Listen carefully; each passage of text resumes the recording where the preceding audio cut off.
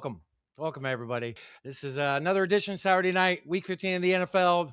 Here to bring you some winning picks. My name's Haywood, and I want to try to bring you the almanac and winning bets for the NFL tomorrow. I'm a lifelong sports fan, as you can tell, born and raised. And here we go. It's all right. It's all right. I'm a lifelong sports fan from Arizona. Been a sports junkie my whole life. Fantasy football player since 1985. Playing daily fantasy since the mid 2000s. Sports betting for 12 years or so. So my name's Haywood. Happy Saturday night. This is the Pick Is In podcast. We got a recap video to show you as we were supposed to, but here we go.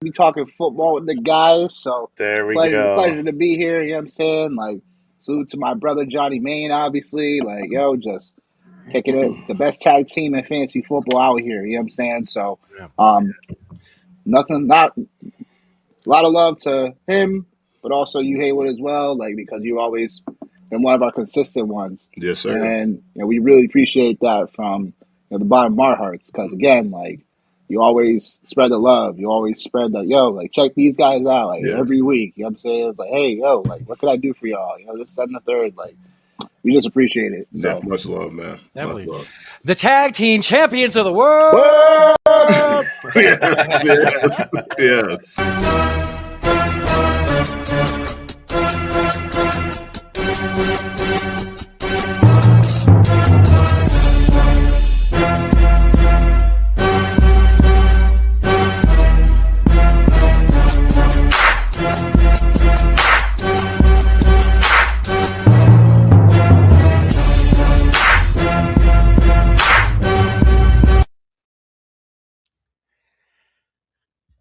All right, little recap from last week. Last week was so much fun. We guessed Johnny Main and Nick Wilcox. Shout out to my boys. Go give those guys a follow on their Twitter, on their YouTube at The Fantasy Football Show. Great times last week. So if you guys weren't around last week, you guys missed out on a great show. Insight, picking their heads, building a DFS lineup. We had a good week in bets. So like I said, my name's Haywood. I want to be here with the one and only co-host of mine, the great Jonah Stormrider. What's up, Haywood? Hey, sir. How you doing, brother? Good. How are you, sir? Not too bad. Little audio issues. You hear me okay? Hearing you better now. Yes, sir. All right. Cool. Happy Saturday night. Happy Saturday. Cheers. Yeah. Cheers. To the house. How about 2 times? I got 2 different drinks. Yeah. There we go. Cheers. I'm just double dipping the good old red wine here. Nothing wrong with that. Nothing wrong with that, Welcome in, brother. How you doing? Great, man. Yeah. Just had a really great stream with the boys over at the phone booth live stream. And all of our it's just been it's been a busy week, man. I just feel like I've been running nonstop for the last, I don't know, 72 hours plus at least. So you've been going hard, bro. For the last week, you've been going hard on stuff. So hey, we can relax here. We got a show to run, but wait, we can kind of sit back, relax, and have a good time. I always love chatting up about the sports and stuff. It's a lot of fun. So yeah, I totally know what you mean.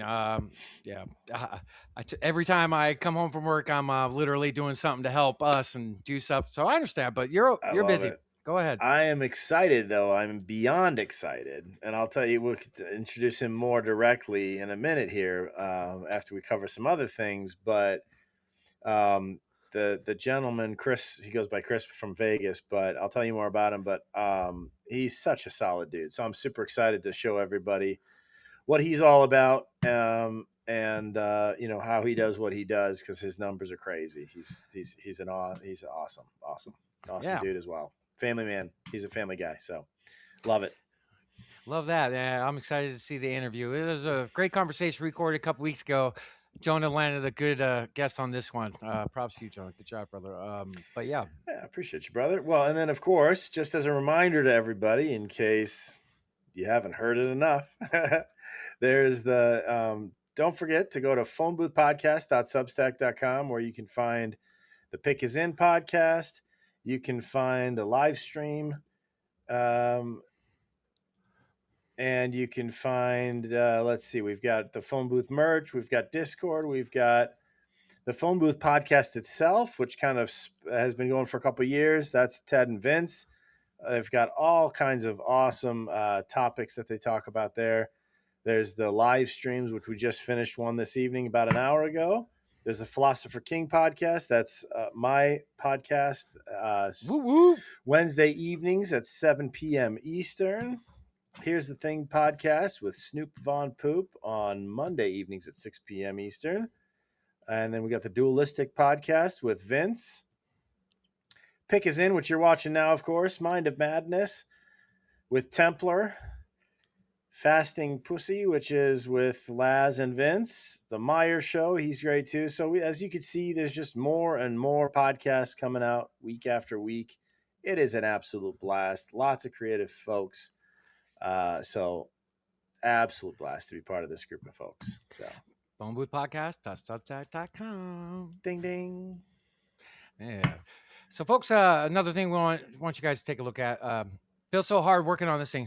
Pull up our YouTube page, trying to promote a little bit. Guys, go give us a subscribe. It'll mean the world to us. Drop a subscribe. All you gotta do is touch a button. The Pick Is In at the Pick Is In podcast on YouTube. We got all of our shows up there except 2, I believe. So we're dropping those tomorrow. This is some old school shows early in the season, but you see, as you can tell, the Pick Is In podcast week 14 is up from last week. Go check us out. Drop a subscribe. That'd be great. Love it, man. And then let's see. So now let's talk a little bit about last week. Yeah, let's do it. Let's pull it up. The recap, baby. All right. So let's. Let's see. We've got a first picture. You want to go over the total numbers first before we go? We can pull up some of the winning bets. See, but good week last week, folks. Week 14 was very well for us. If you followed and rode and tailed our bets, you were up money. A couple weeks in a row now that we're back on the pine on the right side. So week 14, the recap, we had 4 winning bets for you, 26-8 in all of our reads, our legs, 1.56 band units. So pretty much, almost $60 if you rode them. Very good on that. Jonah went 8-3 on his picks. So down and up again. Great stuff, Jonah. Season stats, 64.62%. So we're climbing the board, getting back up there. Plus 889.56 pants. So you're up almost $900 if you started with 100. So good stuff. Good week last week. Love it. Yeah, a couple of the bets that we posted last week to the show hit. One bet on Sunday hit that we posted. So good stuff. We could pull up some of the winning bets that we did. This is my bet of the week last week for me personally. That smacked. That looked good. Minus 106, so you get minus 6 cents for every dollar that you lay down on it. So if you lay down $100, you get $106. You get $100 back. So three legs outline. Snoop gave me crap for this last week. He's like, "Oh, you picking Cardinals? You picking Cardinals? Come on now." But yeah, that hit. So that was one of the bets that we did. We've been hot on riding those players. 3-leg parlay as well. Alt lines on 2 of them with the money line. And, that got that juice with plus 135 on the odds. So you only had to put 100 to win 135. But we laid $25, 0.25 bands. And the winnings was 58.75. That one smacked as well. So that was pretty darn good read. I believe that was a Sunday bet. I think that was a Sunday bet, but yeah, good bet on that one. So just trying to give you some heat. So Nick Wilcox, I wrote it with some of my research. This guy's been on a heater, especially Marvin Harrison out, something we've been riding. $50 won 45.46 minus 110. He's playing Houston this weekend, so Houston's defense is scary. So I'm a little hesitant on him this week. We'll see later in the show with some of our bets that we're going to post out. But that was one bet that smacked. And Nick Wilcox, shout out to you. that There we that go. hit as well. I loved it. So, and then so Jonah, if see how we won money on the daily fantasy lineup? We actually won money. I mean, $3 turned into $5, but we had our quarterback got injured early in the game. Our tight end and defense didn't do nothing, but everything else smacked. If you want to show the whole lineup, click to the next picture. That'd be great. That was a lineup that Nick Wilcox and Johnny Main and I built. Jonah, thank you for sitting through that. Appreciate you. Appreciate you. Yeah, but look at our quarterback. He got minus points. So in fantasy, Jonah, that's like a fumble, and then he got injured, kind of, Crazy. or negative rushing yards. So all of our other players smacked. That's a lot of fantasy points for the other players. So Yeah. our reach was there. I think, honestly, if our quarterback would have got like 20, 22 points, we probably could have got a triple-digit return. We were, I mean, so it's all good. It happens, but we won money. So, hey, not too shabby. Not too shabby. There you I'll go. take it. Take it. Let's see. And that's the rest of our the lineup. right? Yeah. So our tight end and defense didn't hit. Surprisingly, because Helen's been on a roll. Washington was just a pay down, so I wasn't expecting anything from them. But look, all our other players did very well. So that was our daily lineup that we posted. The first time we did that all year, and that was exciting as heck. I might be posting some DFS lineups to the links of the show, possibly for this weekend. If not, maybe next weekend. But yeah, that's something to look forward to as well. But yeah, that was good as well. And Jonah, I didn't get a picture of you, but I got some Asian up there screaming, brother. But it fits, I guess. Talk about him, brother. That's all you. You're doing great. Talk about your man. I just like I said, as you know, all these picks for me, I look at ref assignments and I look at social media trends. So I know if you watched the end of last, or actually towards the beginning of last week's episode, you'll see kind of I walked through the rationale behind each of the picks there. But again, primarily leaning really heavily on ref assignments and that pretty much alone exclusively. I mean, obviously backed up by the social media trends, but that alone has given us what is it? It was like 10 and 12, 9 and 11, and then 8 and 11, or 8 of 11. Your clip's high percentage at calling these things. Yeah, so it's done pretty well. So I'm all about calling the refs. So great job, Jonah. Yeah, it's a lot of fun. Great job, brother. All right. Well, so I think next we wanted to let's see. We had there was a X post that you wanted to show, right? Let's do that later. For when you do your picks, I want to show that right beforehand. Oh, right before, like at the end, for this week. Yeah, okay, yeah. We'll show that. But we great week last week, so we're going to try to continue it. We've been on a good little zone lately and molding things down. So getting back to some winning bets and excited for what we got coming. We got a great interview tonight with a great guest, Jonah. We got a little promo video that I posted. Just give you a little sneak peek of it. If we want to play that real fast. So absolutely. Here we go.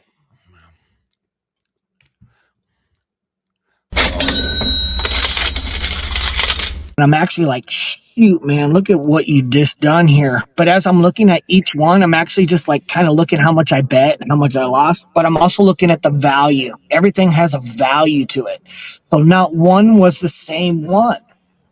So as I'm going through and I'm like, man, there has to be something here. There has to be. So I take a college rulebook paper, like I showed you here in 2013. Of all these numbers right here that I started, tracked from 2013, first half, second half, and I go, there has to be here. So I take all these losing numbers that I have, about 2,500 of them, and I write them down on a book. All losers. In 2011, I walk into the Cantor Sports Book. I take my college rulebook paper that I have. I go up to the book. I look like a goofy dude, and I'm by myself in the corner, and this place is popping. It's in Lagasse Stadium. And I open up my book. I love that. That's one of my favorite places before it closed. I went there every year for the NFL draft with me and all my boys every year. At the Palazzo? Lagasse Stadium. Love that place before it shut down. Love that place. 100. They still have it going on. He's not there, but yeah, man, that place is still going on, and that's where it all started. It's funny you say that, yeah, because that's where I'm at. Wow. And Yeah. I'll leave it with this: when in doubt, you're not sure what to do. Always remember, pull that trigger. There you go, buddy. I love it. Haywood, Jonah, I bring. love it. br- Oops.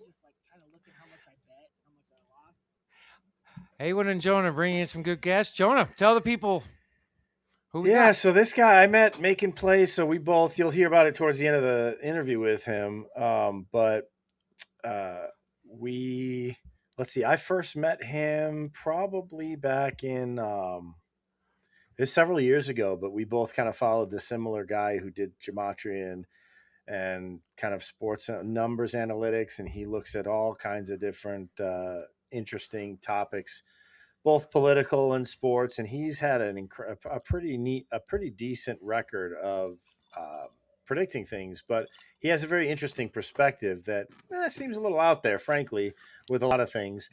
But he touches on some interesting synchronicities, and that I met Chris through we just happened to kind of cross paths.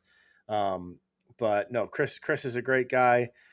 So Chris only takes a little bit from that other gentleman I was referring to, but Chris is great. So I've been subscribed to his Patreon for a couple years now. Absolutely a stellar guy. And yeah, so Chris from Vegas.com, MaknPlayz is his Patreon. He's just a stellar dude, and I think you guys will really appreciate his perspective. Awesome. And folks, don't forget, if you could like and repost the show, that would mean the world. Jonah, if we could pop the comments up, drop a comment, question, anything at all, interact. We're friendly, want to help. So we have a recording. We'll definitely be tuning into the comments. But yeah, I'm looking forward to this, brother. Let's show the folks at home what we got. Great interview. Sit back, crack open one, get your popcorn, enjoy. All right. Well, cheers to you, Haywood, and enjoy the show, everybody. Don't go nowhere after the recording. We're gonna come back. We're gonna give you guys picks for the week and win you guys some money. Absolutely. Love it. Here we go. Without further ado, Chris from Vegas.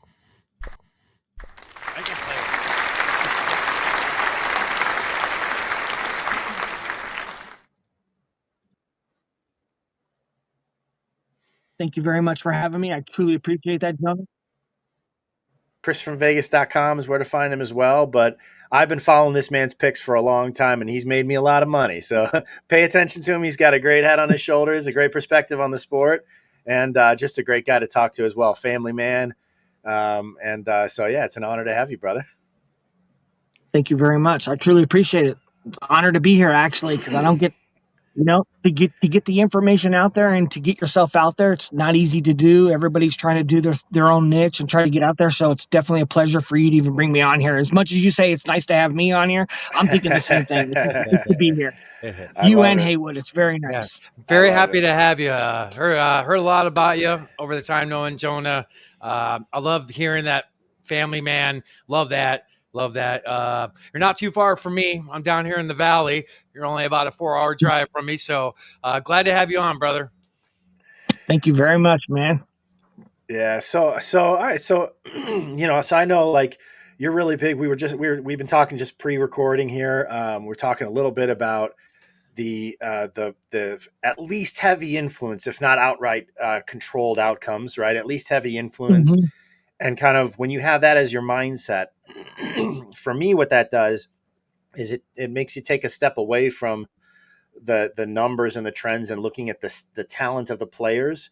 And it helps understand and explain for these anomalies, these odd games when somebody just has a terrible game when they are typically so consistent, or little anomalies like that. But share with us your perspective and how you came to the perspective of, I know you talk a lot about pattern recognition and the lines, and that's kind of your focus more so than stats, if I'm not wrong. So tell us a little bit more about how you look at a lineup and how you take it down. All right, no problem. Thank you. Well, it's kind of it's been a long process. You're talking to someone who has been in this game for over 14 years.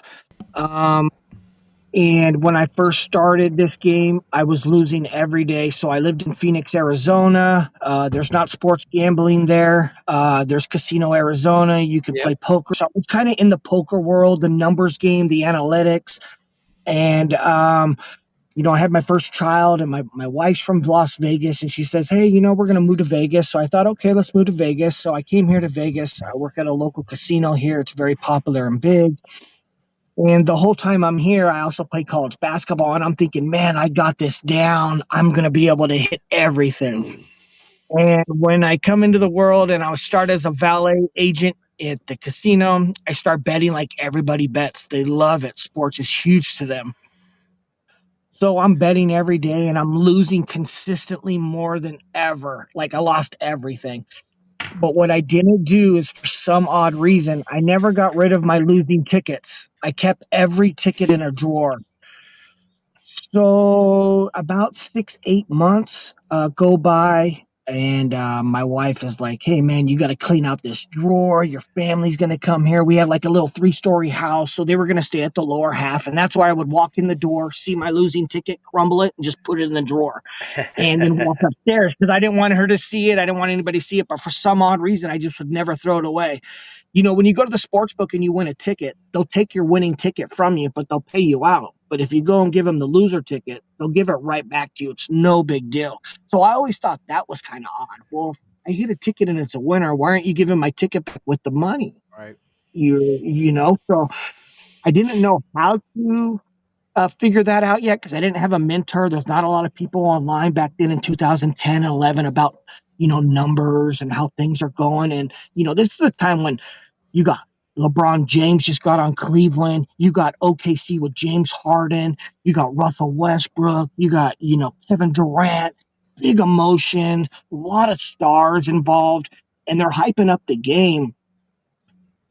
And I go to my drawer one day with these losing numbers, and I open it up, and I'm actually like, shoot, man, look at what you just done here. But as I'm looking at each one, I'm actually just like kind of looking how much I bet and how much I lost. But I'm also looking at the value. Everything has a value to it.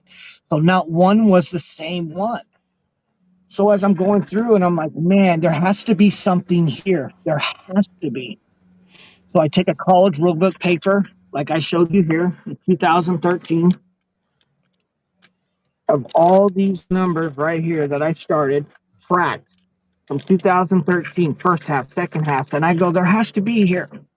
So I take all these losing numbers that I have about 2,500 of them and I write them down on a book. All losers. In 2011, I walk into the Cantor Sports Book. I take my college rulebook paper that I have. I go up to the book. I look like a goofy dude, and I'm by myself in the corner, and this place is popping. It's the Legacy Stadium. And I open up my Oh, I book like love I that. don't even That's one of my favorite places before it closed. I went there every year for the NFL draft with me and all my boys every year. at the Palazzo. Lagazi Stadium. Love that place. Before it shut That's down. where Love that place. 100. They still have it going on. He's not there, but yeah, man, that place is still going on, and that's where it all started. It's funny you say that, yeah, because that's where I'm at. Wow. And I take my book in there, and I go, okay, well, these are all losers. Let me find the number on the board and go against it. I got all losers. There's always going to be one on the board in every sport. Let's just go against it and see what happens. And I don't know any better, so I put $2 on it, and I hit my first 10-teamer at 700 to 1 odds for $2 for 1,400. And everybody at my work's going, dude, I've never seen anything happen like that before. And at that point, I go to catch on and go, man, I think I'm onto something here. I'm not emotionally attached. I'm not looking at it where it is. I have it logged down right here. Maybe I could see it again tomorrow. And now that I have 10 winning numbers and 2,500 losing numbers, maybe we'll just re-hit the 10 winning again. So I start tracking those. Ding, ding, ding, ding. And it hits again. It hits again. And that's kind of where I started Wow. going on. I love That's, it, man. Yeah, that, that's crazy you say that. I'll say it again, but yeah, my buddies and I go up there every year for like 10 years straight. I'd say from 2005 I don't know, 4 to 2014. Every year, You go there, you like probably 15 of definitely us. seen me, bro.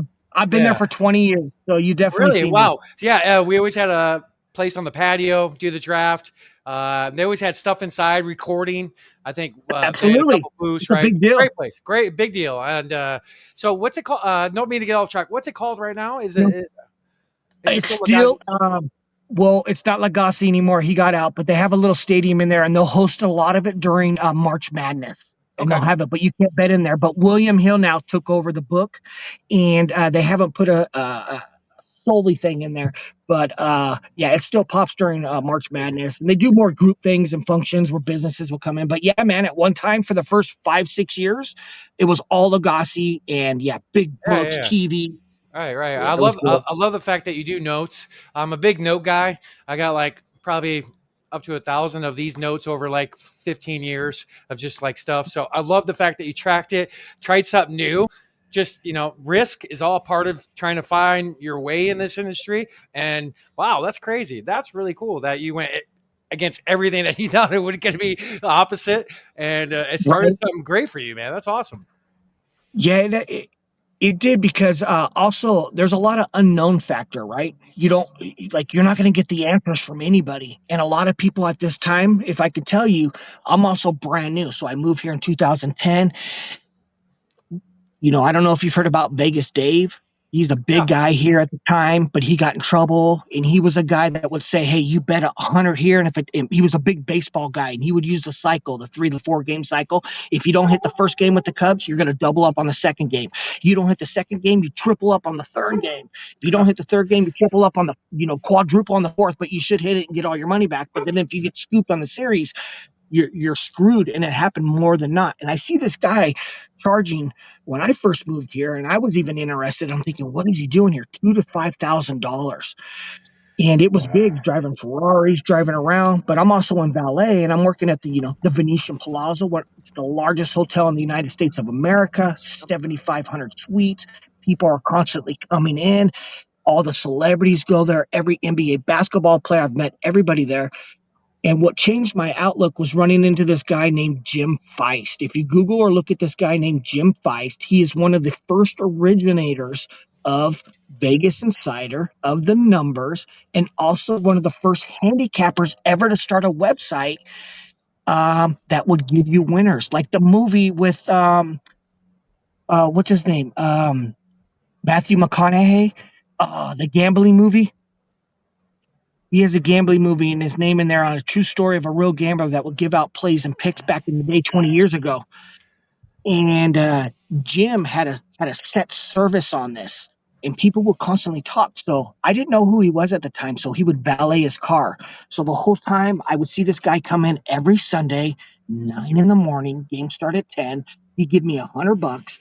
He'd want me to valet his Mercedes. He'd have all his books, his briefcase, and he'd walk right into the sports book, Lagasse Stadium, every Sunday.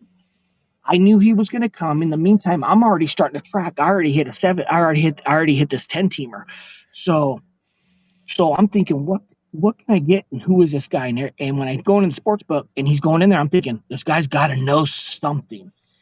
So my work always says, don't talk too much with the guests. Just make it personable. Get them in here, and especially if there's whoever they are, celebrities and stuff. Just keep it kind of chill, right? You don't want to. Right. So I didn't want to puke on the guy, but I did want to ask him when he came back to pick up his car.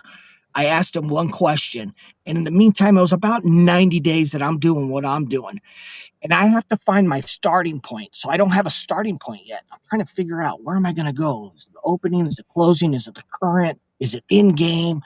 Is it the spread? Is it the money line? Where are you looking at here? So I asked him a question, and I said, "Hey Jim, you know, if you could give one personal advice to anybody out there on just what you do, if I had a question for you, could you answer it?" And he said, "Yeah, just go ahead and shoot me." And I said, "Hey man, knowing that it's sports and there's value and there's money on games and there's different subjectives. Like LeBron James brings more value than a Kevin Durant, or that's how they subjectively say, you get 65 million, but you only get 20 million. Kind of let outside world who's better than who without really knowing. And I said, what would make you think? Is it more the numbers? Is it more the value? Is it a key player? Is it a role player? When you walk into a sports book, they're going to have some of the games that are circled. And then it will say key player or role player in the book, Station Casinos, William Hill. So I would always be like, well, what does that mean? Or when you get the sheet, I was kind of confused because I really wouldn't know. And he said, hey, Chris, it's not so much about the money on how much is on one game. It's not so much about the value of each person. It really has to do with the numbers. And then he walked off. That's all he said. He kept it simple, vague. And I'm thinking, shoot, as I'm already following the numbers, I'm thinking, okay, you're someone that's been in it for 20, 30 years that knows more than me. I'm only about 90 days in. I don't know how many 10-teamers this guy's hit, but I've already hit about 4 already in the past 90 days. And I'm thinking, okay, now maybe I'll just use this more as my starting point, and I'll more study here than broad on everything. So I start focusing boom, boom, boom on one thing instead of everything, trying to find that loss. And then it came into me, and I said, oh, okay. And I'll tell you one more thing, and then I'll let you ask questions because I will talk your head off. I'm ADHD, and You're good. You're to good. be here. I love it, man. You're great. I will tell you this: there is a documentary on Showtime, and if you are a gambler and you are someone that bets, you have to watch it. And it is with Kelly from Vegas. Vegas Dave's on it. It's called Action, Action. Once you press play, you will not turn it off. For someone who's a sharp, for someone who's trying to learn, you are going to catch on to figure out what you need within the game. Most people that are watching this have no idea and are just going with it. But real people who want to learn and are actually trying to find that starting point, you will catch on and know, oh, okay. So I learned a lot from that. And then you're going to see how they did it with the Patriots here in Vegas. It's a very good documentary. And I Documentary. will Okay. watch it. Okay. It's not like a Yeah. show. It's not like a movie. It's a documentary, a couple It's a hours long. documentary and it documents sharps. And I don't know if you heard Kelly from Vegas. You've ever heard of Kelly from Vegas? I have. She's on the show. She's on the show, and there's a couple other people. There's people who are you wouldn't know that talk about how they do that bet. He's using analytics and money, and a lot of it they're not going to let you try to catch on and understand where it's going. But people that know, you're going to know Haywood, Jonah's going to know. You're going to be like, oh, I can actually learn from something here because you're trying to find that starting point. For me, it was always like, is it the opening line? Is it the current line? Is it the closing line? Where am I going to go and start from this? And then when you watch this and you see some of the information they say, you go, okay, I'm going to go from there. And then you catch on and go, yep, there it is. And he's tracking it, right? Because numbers are always moving, always manipulating. Maybe you have an injury report. Maybe someone's taken out of the game for time off. And then you see manipulation because, there's going to be manipulation there. And one of the things that always intrigues me, because I've been tracking you for a while. One of the things that, like, for example, I think it was week before last, I've never seen you make a bet on defensive touchdowns before, but you threw out that bet on the Steelers making 2 defensive touchdowns, which was heavy Great returns. call, brother. But I mean, that was an awesome call. But so what was it? Was it something in the numbers that you just saw that? Okay, that's an odd number.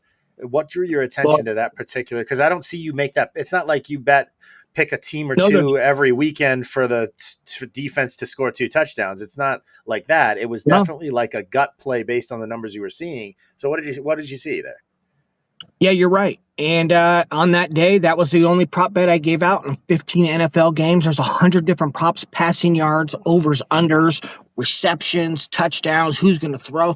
And then you singularity out to one niche of over 150 different props in every game. So now you're looking at every game. So how are you going to find out which one's real or not? Remember, there's a true number and there's a manipulate number. You got to figure out what's true and what's not true. And the only way you're going to figure out is how. A number that you hit before. Haywood, you're a gambler. You bet. Are you going to bet a number that you've never hit before? Or are you going to bet numbers that you consistently hit? Yeah. So when you see numbers that you consistently hit, you know where to stay away from and you know what to hit. And you also know this, like Haywood say, part of this game is risk. You want to make money, it's going to take a little bit. Yep. And why not take a little bit of money with low risk and high reward? And if you're playing this game like the stock market, like someone who's savvy, smart, and consistent, and you have a cash out option, for instance, 2 weeks before that, I had Jaguars Trevor Lawrence to score 2 touchdowns on the 16 date numerology to get to 16 touchdowns. And what did he do that day? On Monday Night Football, he scored 2 touchdowns. Well, what was the number? 6,500 to 1 odds. What was the number I hit in the Steelers? 2 touchdowns. 65. 6,500 to 1 odds. Well, if that's a number that I see that consistently hits on a regular basis, and when you're tracking stuff and you go through 15 different games, and there's 30 teams. Remember, there's a game going on, but there's 2 teams for each game. You got to look at the numbers on both sides. There's going to be 100%. tons of information there. So when you start to go through and you go, well, none of these line up, move on. None of these line up, and then you go, oh, there's one. Okay, let's do it. I bet you there's value here, and it hits. You just know, man. So yeah, that's a number that I consistently hit. So I'm gonna play numbers that hit. I'm not just like Keno, but that's a game that's rigged. You got to have an edge. 100%. I find it more valuable that the odds makers, the stock traders, the lines come out, the numbers come out at midnight. They're there all night, so people are constantly betting. And then by the time 8 a.m., 9 a.m. comes around, you might see it move a point, half a point, the over, the under. All right. When they're moving those, they're actually talking to you. They're talking to the sharps. They're talking to the wise guys. They're talking to the people who've been in this game for 100 years that haven't changed, that don't have to make the phone call, but can just walk up to the book at any time, look at the numbers, and hit them, right? And don't have to say shit. You get a quick big and walk out. And that's how I started to figure out, oh, okay. And that's why I love parlays. I know people are like, man, parlays, they're hard to hit. They're here, but you will hit. With me, I feel like you're going to hit a lot more than you're never going to. I hit at least 2 or 3 parlays a month in 30 days that'll pay big money and for low risk though. So you're throwing something out. Guys are going to the lottery tickets. They're betting $1 or $2. I'm throwing something out, $2 or $3 that is hitting for $1,800 on that. Like last month I had an 8-teamer. I'm sorry, it was an 8-teamer during baseball season in the World Series, and Andy Page is going to hit a home run. The Dodgers were going to win. It was going to be like, and the whole thing hits for $10, and you start to see it. But when you play it like the stock market, and they're offering you money off the value, it's $1,800. You hit a few, and you're like, well, the stock, they're offering me $600. I always take this. You take the money. You try to get 2 to 1 on your money. You're like and me. you You're like me. rebet. You're like me. You If there's a rebet. cash out on something, I usually take it. Money is I money, take no it all matter the how time. much. Yeah. 100%. I have so many tickets that I can show you because I think this. We're not in love with it, and it's actually true value now. So it's instant. So you take the money now, and if you do like it, you rebet the games in game. Rebet it in game. Yeah. It's the same thing. Maybe you get a better line. So Obviously, you're getting maybe a better line because the value of the cash out's high, right? Yes. So I had a buddy like a month ago. He had an 8-leg TD parlay, and the last leg was on Monday night. So he hit the first 7. He reached out to me. It was a $10 bet. It was supposed to pay out the payout was like 27 grand if the last touchdown hit, but the cash out option was like 15.4 or 14.9. I was like, this is what he asked me for advice. So I said, cash out, take 1,000 or 2,000 and put it on that one prop. You're gonna make money.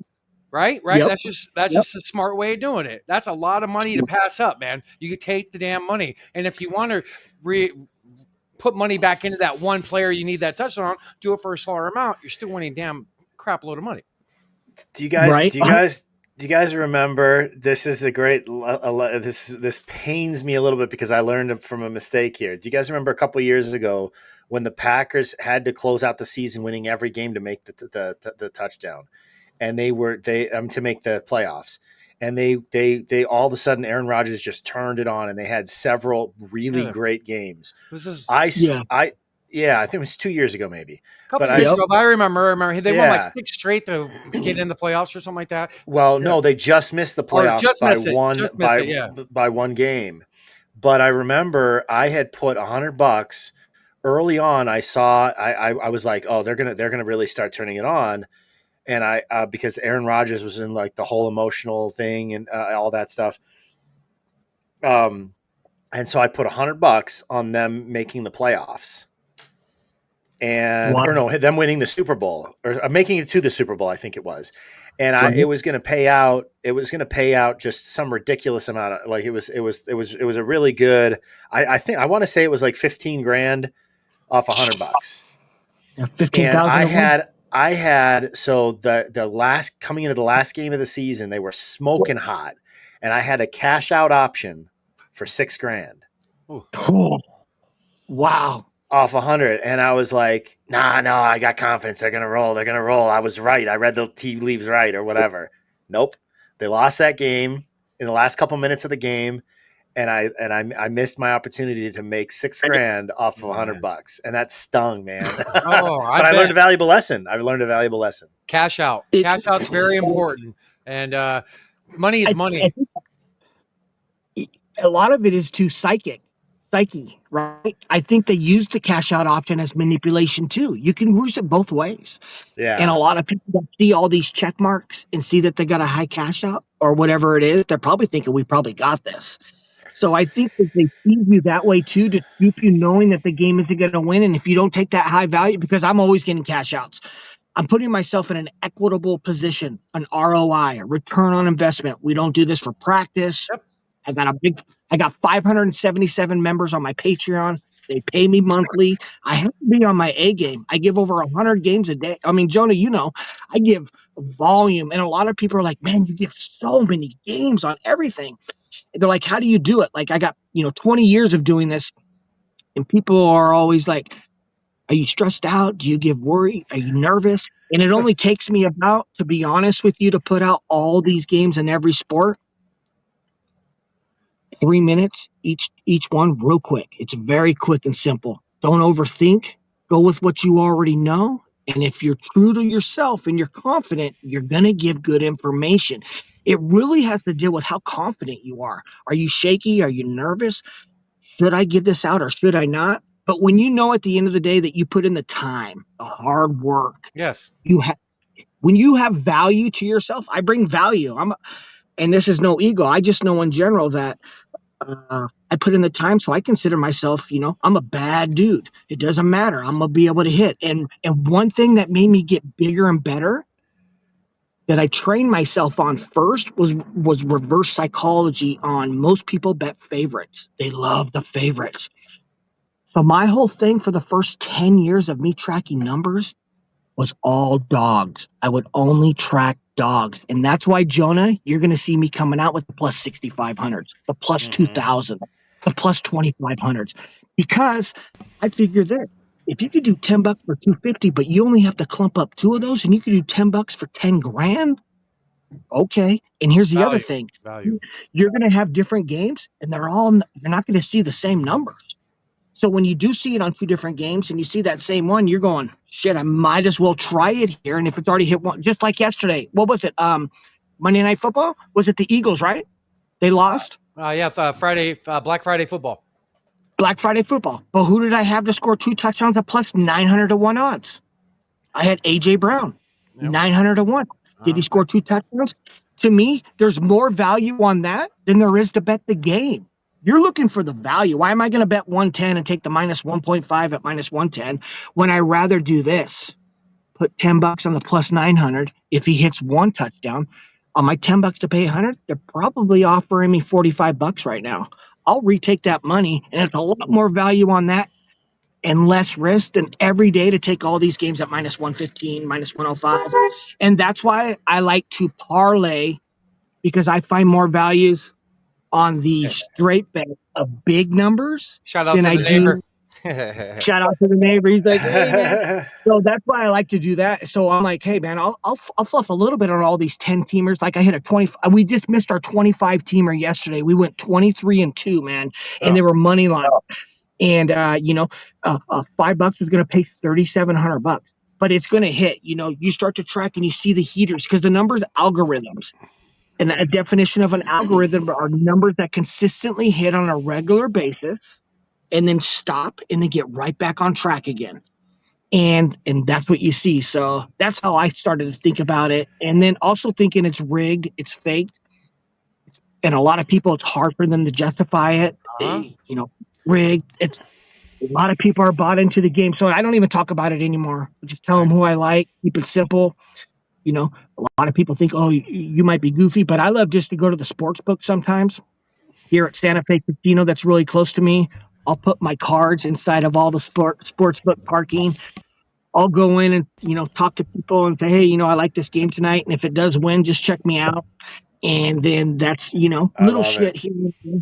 And, it's about marketing, trying to get yourself out there. It's not easy to do. There's a lot of competition. Look, all three of us are in the game of different niches, but we're in the same game. It's a community. Yeah. We should be all in together and not sharking each other. We should be No, helping each other. That's what it should come down to. Because the bottom line, let's beat the books. They took enough money. I say it all the time. They got big enough casinos, big enough freaking, sports books. Too much dollars they took from us. Let's take some back. Well, what's interesting is like going back Go ahead. to the idea of those parlays and when to cash out and everything. The stock I used to day trade. We were talking about this with a guest just recently on the podcast about how it's almost like day trading, the way you can bet live and watch the lines move and everything. 100%.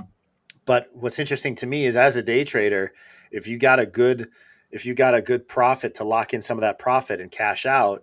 But I wonder, and I'm just thinking about this now, I wonder if you had, let's say, a big parlay, 10-game parlay or something like that, if you wanted to put $10 on the parlay, what if you were to do two different bets of $5? Get the same odds returns, but you have the ability to cash out half of your bet, lock in some substantial profits, but also keep that parlay, that big value for the second half. That might be a good strategy too. That's exactly what we do. You're 100%, Jonah. And actually, that's how you get ahead of the game. Not a lot of people are putting two tickets in and splitting it. A lot of people are putting one number in at one time. So here's what I try to teach. You nail it on the head. Here's what, a lot of times you're going to see this when I put out my upset alerts. What do I say? Sprinkle a little bit on the money line, but we're also going to take the points here. Because why? There's value on both. And if the money line hits, you're going to have a good one here. But if it doesn't hit, you hedged your bet on the points because 9 out of 10 times, if I'm putting out an upset alert, they're going to cover the spread. It's already going to be on the right side. And a lot of times they do come through. You win a lot more than you don't. And it's just like that. So I'll say this. I'll put $50 on 2 tickets. I'll get my $50 return real quick on that 150 on a money line, and then I'll let the other one ride out. I've already made my money. It's no stress. Just exactly what you said. And it doesn't even have to be on a 10-teamer. Let's do the same thing what you just said on a straight bet. You see, that's how you remember, you cannot go broke with a little bit of profit every day. We don't wish it was easier. We wish we were better. So if you have the mindset of just staying consistent and true, you start to deviate yourself as a stock trader, just like you said, and go, I'll take a little bit. I'm okay with the $20-$30, but a lot of people want more. And here's the other thing. A lot of people aren't in that equitable position. People just throw their money away because they're betting because the ESPN told them 5 people like the Bills tonight. Right. So a lot of people don't even get to see the cash out. Ever. Yeah. So they don't even notice it, right? Because they're already lost. Maybe they lost their first game, second game, the game's already done. They don't even look at it. And they're just recreational bettors. Just someone like me, you, Haywood, that actually looks at it. And then we look back at our ticket and go, well, man, this 192 just lost. We had a 5-teamer here. The 105 hit, the 115 hit, the minus 130 hit, the plus 105 hit. But this minus 590 didn't hit. Okay, we're onto something here. We're going to track. Next time I see this 590, we're already going to go the other side. We're going to hit it and see what happens. And here's the other thing. You don't have to bet in this game to learn. If you're someone who wants to get smart and better, and you find that this is passion and it's not about the money, and the more you do, the more you grow, you're going to be okay sitting back going, I'll observe this. Because the next time I hit it, I'm going to get better, and I don't have to bet this game. A lot of people have to bet, and a lot of people chase. When you're smart at what you do, it's always going to be there. What is it? It's not how much you make, but it's like the value of what you're worth. The money's always going to come, right? If you're good at what you do, it's always going to come. So you better be good at what you do. Even if you lost $1 million today, you're still in the game and you're very smart at it. Eventually, it's going to come. It's always going to come. So I always think think of that mindset too to put me in that. And you have a family too. So you know a lot of people lose. You don't want to be that guy. And Right. you have a reputation. This guy Yep. sucks. It's good, right? Right. You know what I mean? Yeah. Haywood, let me ask you a question, Haywood. What put you in the game? What made you decide, okay, there's something here. I have my niche. What made you understand that there is a game within a game here, and I need to be understanding that it's not just these guys going out and playing a game? If you don't mind me asking you. Yeah, not at all. I've been a sports junkie my whole life since I was a kid. That's all I concentrated on. So sports is second nature. Saturday nights I don't go out. I study. Just giving that, even since when I was younger, like I'm just a nerd about it. I've been playing fantasy football since '95. I play daily fantasy, and I've been damn good at it since 2007. We didn't have sports books out here for a while, as you know. You said you Right, lived out here, right? So right. in like 2013, I started messing around with books, not logging in. I know I couldn't do it and just mess around with things, get to know it. And I'm like, and a lot of the stuff I was, thinking happened. So I took $500 and I drove to Laughlin every Wednesday for football. Laughlin, Bullhead I, City. yeah. So I drove to Laughlin literally every Wednesday. And over the course of my first year of betting, I turned that 500 to 19,000.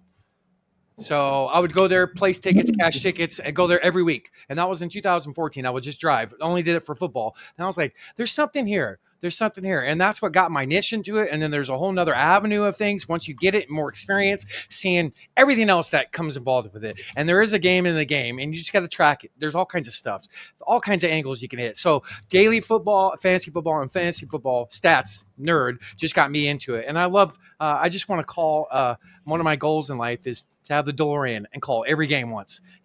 Right, That's one of right. my dreams. To Biff's Almanac. That's my whole GIF. Is hey, what's Almanac? So that's one of my dreams, and I've been darn close, been successful at it. And I just want to keep growing. You still learn, even Mhm. though how much of a vet you are. You always want to learn and adapt because they're adapting too. The sports, the books, Oh, it's not like it used to be. The outcomes, it's totally not. There's always been a little bit of weird stuff going on, but it's exploded. Every state now does it. It's entertainment now.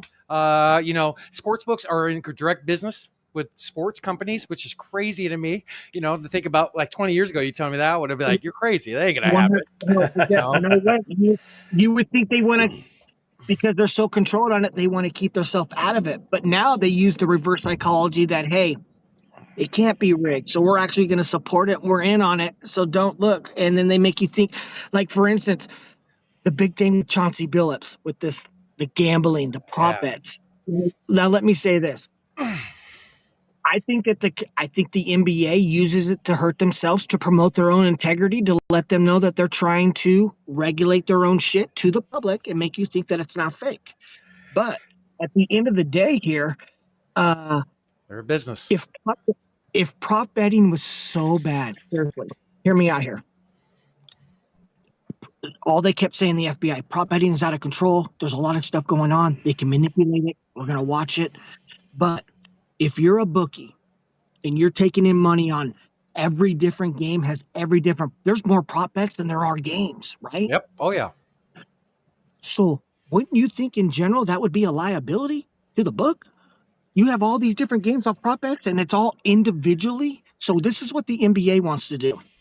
We're going to subsidize and individually put people out, but we're not going to hurt ourselves as a whole. Oh. We're going to say, here, this guy hurt himself, but me, the Portland Trailblazers, we're still good. But this guy, and they make you think, but at the end of the day, they're already in on it. Because if the liability was so bad and it was so uncontrolled, and you're the bookie, and you gave out all these lines, you wouldn't even want to do it anymore. But Never. exactly when that came out, you could still bet on the props. Is he going to hit 10 points? But here's what they did. They made it more subliminal because everybody's going to watch the news and Donald Trump and the FBI. But Yeah. why would they do that? They're And going to say it's so bad, but they actually make all the women, like Jonah said, and everybody out there more bigger picture is this. well, You and can, you that's can been prop my that. theory. I That's didn't been even know my you could prop that, Right. right? Now they're going to yeah. think I can get that a player. Yeah, well, that's been my thought for a long time. With the reason why the Black Sox, the Chicago Black Sox, were always stigmatized as like these guys who were just blacklisted and this embarrassment to the sport and all that stuff. But then you realize that was literally just like a straw man that they could hit to take down to convince people indirectly, subliminally, that it actually is a true competition, 100%. These guys do not go out there and play the game and just throw the ball around. Absolutely not. I always like I said, how they control it. They tell the quarterback where to throw the ball. You're going to throw it to the left without cheating. They tell the defensive coordinator to tell the middle linebacker, you're going to cheat to the left. Don't have to tell you the ball's going to go there. You're going to be there, but we're going to put you in the position to catch the ball if it does come there. And guess what? The ball's there. You're going to catch it. Oh. So we could cheat within cheating without telling you we're cheating, but we'll put you in the respectable position, and you better make the play. And how are you going to make the play every time where you definitely don't miss it? Well, you better have a little bit of magnetic gloves. You got to have some resources, some tools to make this hit good, right? You watch the NBA games, they're hitting everything. Boom, boom, boom, boom. Well, then all of a sudden, the ball's going off their head, their leg. They can't catch a pass. What's going on, right? Well, and then what's interesting too is you have like, you've heard I think everybody's heard it said that there's a penalty, a potential penalty call on every play in the NFL because there's so many rules. So if ever a game is starting to not go the correct direction, they can just replay that down. You're totally right, Jonah. You're totally right. I have a copy of the NFL rulebook. I have to order one every 2 years. Like they change it so much. Like I have a copy because I try to be a ref just one day and just to know, but I keep continuously ordering, and they change it every couple of years. So it's wild. It's wild, and it's just too much. Sometimes it's too much information's bad information, right? Yes. We don't need all that. And I don't, Jonah. Let me ask you: you follow gematria or no? Yeah. Okay. Haywood, you know about gematria or no? It sounds familiar. Gematria, numbers, patterns recognition. So when I was starting this game, I was going through and I would always be watching headlines and seeing how things were going. And I would be like, okay, well, this number's 80% of the time, but why did it miss 20%? Like, how did this miss? How come I'm not perfect here? So you would always see it, big headlines in the news. And my buddy from Phoenix, Arizona told me about Zach. Said, hey, man, this guy knows gematria. He knows good information. Maybe you can figure it out. Maybe you can line your numbers up with his numbers and see if it lines up. And so my whole thought process was, I'm still in the new of this game. I don't have a mentor yet, but I'm always going to learn. He doesn't do what I do, but maybe I can pick up something here because I know nothing about that stuff. Still to this day, I don't use it, but I try to figure out, okay. So I look at the information, I try to find a niche, and I figure out, well, gematria does have a little bit of value here. There is a little bit if you're looking at the right thing. And if it's the game behind the number, remember, there's the number, but then there's also the game behind the game. Number, right? Right, the players, the coaches, and I'm trying to figure out, oh, shoot. So I would look at the information from gematria and be like, oh, shoot, date numerology, different information, and I would line it up with my game going, I like the Suns to win tonight. And I would look at gematria information and I would look at it and it'd be a big dog. And I would see here and I would look at the information and go, well, dude, he likes it too. Okay. Maybe that's the piece that I'm figuring out, that it's the number 35 with the numbers and all how it is behind of what I'm looking at, but I'm open-minded because I'm trying to smash them. And I already know I'm good. So I'm very eager. So I've been following him for about 9 years. So I would first call into the show and do the stuff all the time, be like, hey, I'm Chris from Vegas. I do not know gematria, which would single me out from a community that only does gematria. Right. But also let them know that I have my own niche. And without you knowing who I am, let me rattle off about 10, 15 plays today. And every day I will call in. But to let the people know in the community, hey, I don't do what you guys do. Just check it out. But there is a little value here, and I would consistently hit. And for me, it was publicity, marketing. I didn't have to, I didn't have a Patreon. So when I start to see, oh, shoot, Zach has a Patreon. He's doing his $5 and he's getting it. But he has good value, but he's not too consistent. But there's some good stuff there. If you know what you're looking for, you could figure out, just like I'm looking at numbers, I'm going to stay away from this one. I'm going to hit this one. You would kind of know where to stay away from. And that put me in even a little better perspective of nailing it too, and lining it up to figure out, is this true or not fake?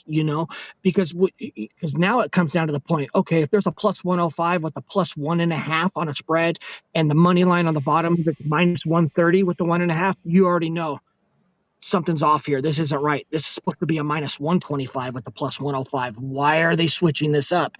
And then right before game time, it switches. And they love to move that number about 3 to 4 minutes before game time. And then you'll look at it and go, shit, I'm on the wrong side. But sometimes they'll never move it. And you're always there. And that's part of figuring out where to line them up, where the starting point was to put you in, I guess, an equitable position to track where you're at always. So that's how I got into following Zach and Gematria, thinking, man, maybe I'll use this. So it was really Yeah. interesting because he's from Phoenix too, So Well, it was he's just interesting. really interesting too, because so Haywood, some of the things that Zach does, for example, is he'll talk about like, all right, this would be his fourth touchdown 4 weeks before his birthday. Mhm. 4 years after the hire, after he started with the team, and like, or he's like on the 120th day of the year, he's going to make 120 yards. Like, it's just Right? very Right. very Huh. interesting takes, very unique. Very interesting. For someone who's a gambler, it's extremely interesting because Yes. here's where I narrowed. This is how I narrowed down AJ Brown. Here's one thing I know about Gematria and why Zach is inconsistent. This is why he's inconsistent, right? But he does have value. The guy makes $25,000 a month. He's got over 3,500 Patreon members. He's got over 9,000 free members, but 35 paid members. Wow. He puts in the time, his hard work, credibility. And But interestingly, sorry to interject here, Chris, but well, interestingly, he does sports, yes, but he has a lot of conversation beyond that, which is why people subscribe to his Patreon. He talks about like world events. He talks about all kinds of different things.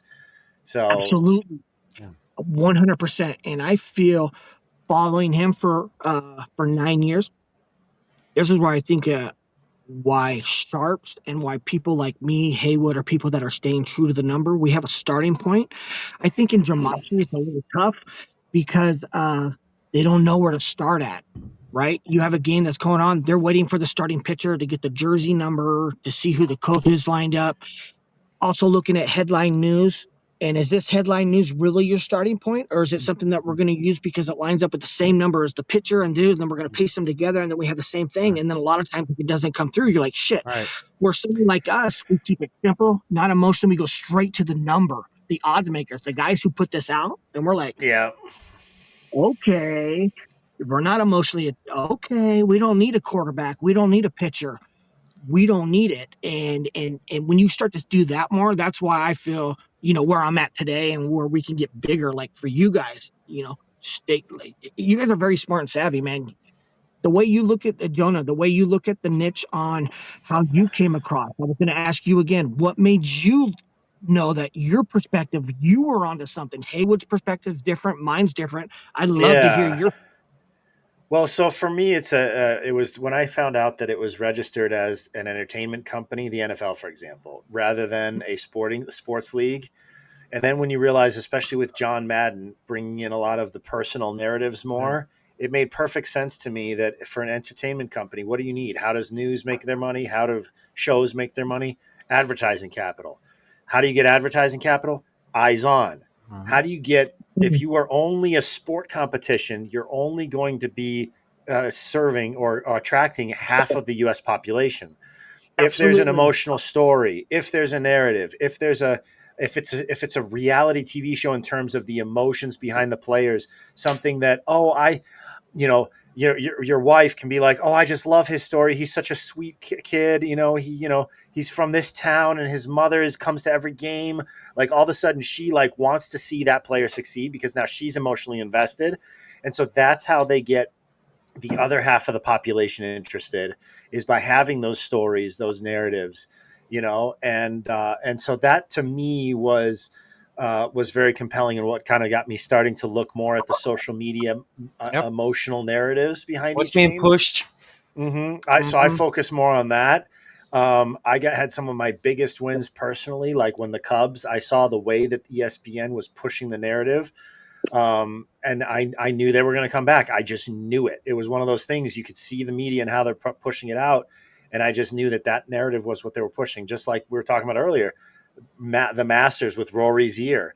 It was just clear. And then another one too. Another one of my biggest wins was Argentina winning the World Cup, because I knew that Pope Francis was from Argentina.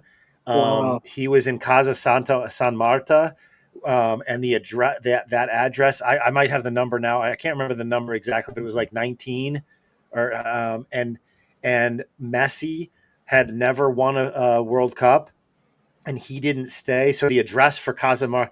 So unlike every other pope before him, Pope Francis moved to San Marta, which is Wow. address like number 19 is the address.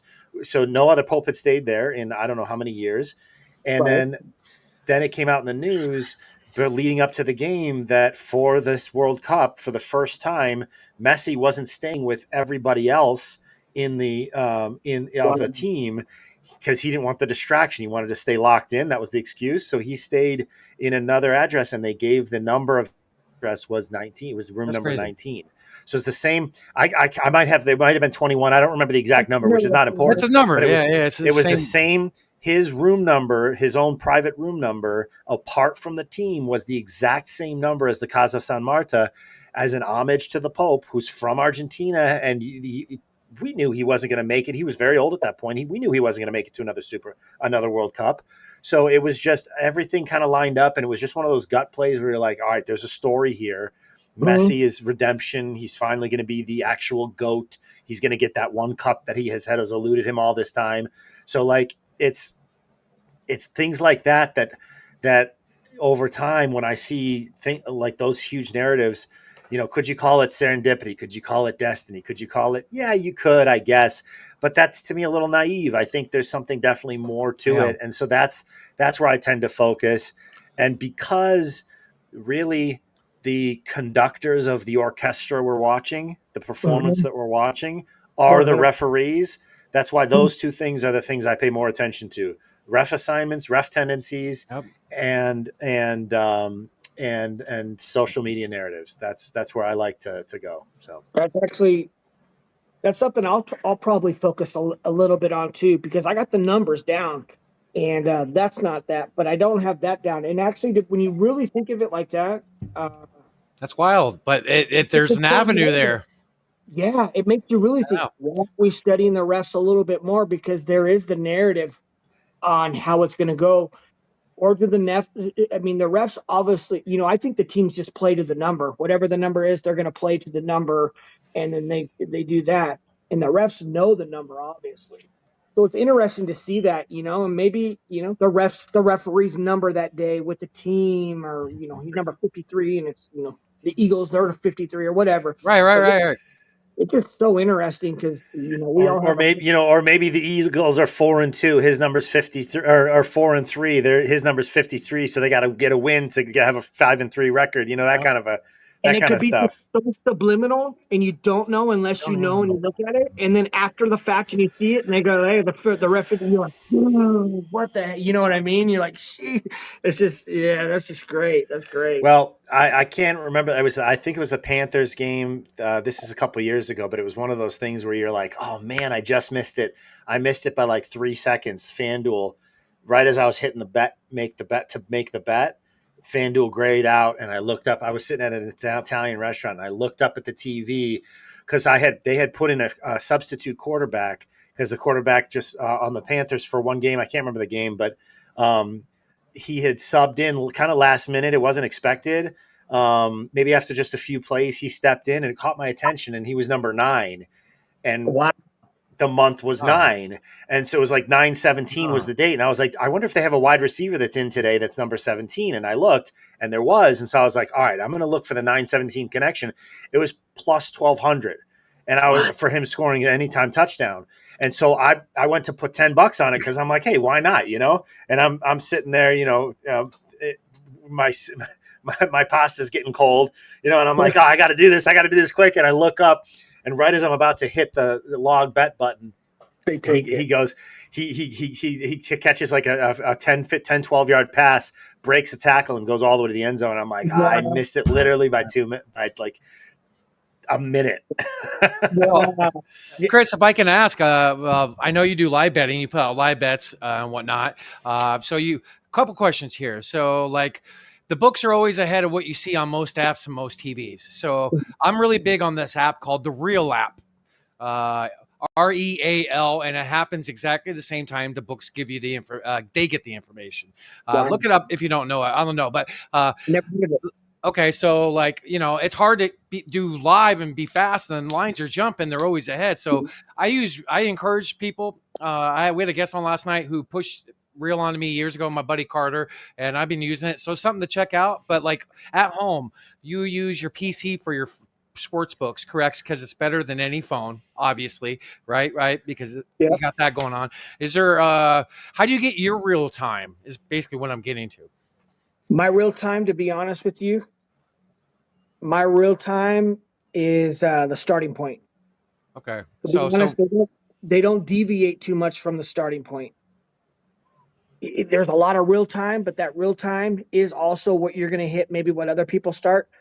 But that opening line, that opening number, they're not going to hurt themselves on that. Remember, you have to have a starting point. You're never going to see a book come out with a line that starts at 1 and then all of a sudden, out of the blue, they change the opening line and go to a 3. They're not going to do that. It's always going to stay at 1, but it's going to move to a 3. They're not going to take the 1 away, throw the 3 in there now. Why? They can't do that. They already know the script. Everything's scripted to the numbers. So when you start to figure out, okay, well, if I know that I like the Suns tonight, they're a big dog at plus 11.5 and plus 550. Do I really need to watch the end game, or do I just need to worry about what the opening was? And then I'll watch the end game and see if they start to lose, because I know at the end of the game, they're probably going to win more times than not. And this is only going to be something that you know if you do it yourself. It takes time. You have to understand yourself. You're not going to just put it out there unless you do the work. So for me, I've done the work. I already know.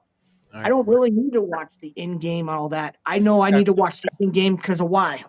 Okay, I'm gonna try to so take your money and bet it. so you're more of a pregame, correct? Always a free game. Okay, okay. I'm expanding my. I'm in a good live better tendencies, rotations in the NBA. When a player that Cade Cunningham or somebody like that goes to the bench, you wait. You know their patterns. You know where they're going to get subbed in. So live betting could be powerful on that end as a tool. Like, okay, he's going to check in. 100%. He's going to check in at the 9-minute mark. Let's not place a bet right when he goes to the bench immediately. Wait till that closer to the time, the odds increase, and you can lay what other legs you together. Yep. So pregame is more of your thing. Okay. But I mean, it goes to show you how you just said that, and that being more of your game, you found a starting point. I know I'm going to wait when he gets out at the 9-minute mark. I already know that the value is going to go up in the number. So to me, you're talking like that's your starting point. You wait for the game to go, and then that's where you actually feel more confident because you've seen a pattern of doesn't matter who the player is. You just see a pattern of a number that's in the game, don't matter who it is, but it always does the same shit. So it's very savvy. Not a lot of people can do that. And a lot more people, to be honest, or I would say that I run into are all about the starting point, right? But you could be the new revelation of the game evolving that someone hasn't seen yet that you're picking up that is a niche and has value. So I think that's great because it's not easy to do. And if you are consistently doing that, you keep doing what you're good at. Yeah, so like a few years ago, I started adapting more to live NBA. That's what I'm better at. Just like what I saw, what I know going into, and just what I see, especially rotations, fouls, who's looking not to shoot, who's more passive, like reading a game when you're watching it. Because I love watching and just trying to call or see, just because I'm a sports junkie. You love watching. So. And then my buddy Carter, he started jumping on board as far as he never did live betting like I did. And then he blew it out of the water and he's taught me stuff. So like just little things here and there. And this is what we're just trying to give back to people. You got a good itch. There's pieces that every good, smart, savvy bettor, they have itches, and it's just that we're giving that out there. So that's incredible to hear. And real fast, I know it's a little off subject, but like you have is chrisfromvegas.com your website where people can go see your bets, picks, subscribe, stuff like that, Discord, all that stuff, correct? Yeah, my chrisfromvegas.com is a website. You could jump on, get a little insight information on what I do and how it and just kind of how I evolved. And then if you join on there, it'll just send you straight to my link on my Patreon, and it goes to show you over 10,000 posts. What I like to do is I kind of like to keep it very transparent. I want every day to unlock my stuff so people get to see my wins, my losses, know for me, it's like, look at what you're missing, and you might want to get Yeah. in now because every day's a good day. And when you're that confident, you're going to want to put it out there. So every day I'm unlocking and showing it. But yeah, that is where I'm at, man. And it was nice How, of you to say and how plug long? that. How long you been doing it? If you don't mind me asking. I started on Patreon in 2019. So Patreon. I've been doing, yep. Yeah. Are you on So X at all? But I've been following numbers and patterns for over 15 years and over 15,000 hours. Whew. yeah.